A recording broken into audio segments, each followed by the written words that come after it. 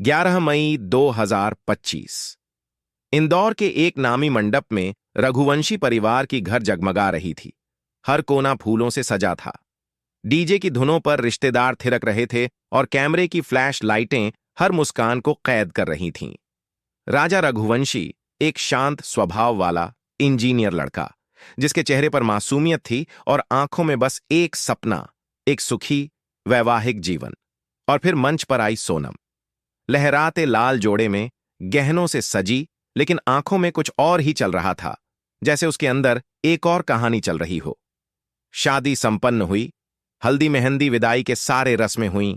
लोग कहते रहे, कितनी सुंदर जोड़ी है।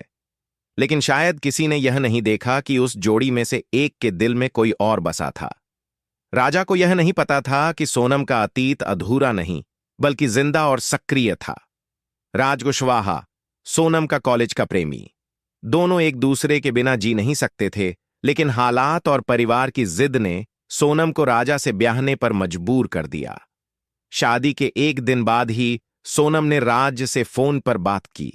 मैंने मजबूरी में शादी की है, पर तुम्हारे बिना जीना नामुमकिन है। एक रास्ता है। वो रास्ता था राजा को हटाना।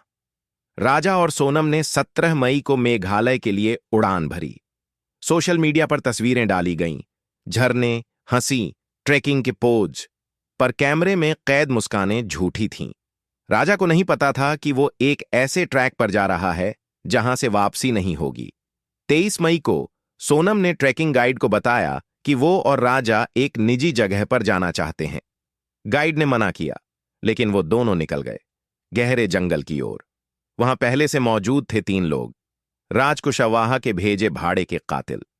कुछ ही पलों में सब कुछ बदल गया। शाम ढल रही थी। जंगल में सन्नाटा और कोहरा फैलने लगा था। सोनम ने राजा को नीचे देखने का इशारा किया। देखो, कितना सुंदर नजारा है। जैसे ही राजा मुड़ा, पीछे से एक वार, फिर दूसरा, और फिर राजा गिर गया घाटी में।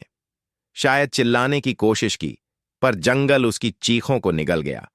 सोनम ने जल्दी जल्दी कपड़े ठीक किए, फोन चेक किया और वापस गाइड के पास पहुंच गई। वो फिसल कर गिर गया। मुझे कुछ समझ नहीं आया। 2 दिन तक राजा की तलाश होती रही, फिर भी कोई सुराग नहीं मिला। 2 जून को एक सड़ी हुई लाश एक झरने के नीचे मिली। कपड़े फटे हुए, चेहरे पर चोटें और शरीर पर चोट के निशान। डेंटल रिकॉर्ड से पहचान हुई, वो राजा रघुवंशी था। इस खबर के बाद सोनम गायब हो गई। फोन बंद, सोशल मीडिया डिलीट, रिश्तेदार भी हैरान। 9 जून, गाजीपुर के पास एक ढाबा। एक अजनबी लड़की, बिखरे बाल, घबराई हुई, कुछ खाने आई। ढाबे वाले को शक हुआ और पुलिस को खबर दी। ये वही थी, सोनम रघुवंशी। पूछताछ में सोनम ने कहा, मैं किडनैप हो गई थी, मुझे कुछ याद नहीं। लेकिन पुलिस के पास सबूत थे, उसके कॉल लॉग, राज के चैट्स, बैंक ट्रांजैक्शन, 20 लाख रुपए की सुपारी। राजा की मां चुन्नी देवी का रो रो कर बुरा हाल था। 12 दिन, बस 12 दिन में मेरी बहू ने मेरा बेटा छीन लिया। सोनम का भाई गोविंद रघुवंशी खुद पुलिस में गया और कहा, अगर मेरी बहन ने यह किया है तो उसे फांसी दो।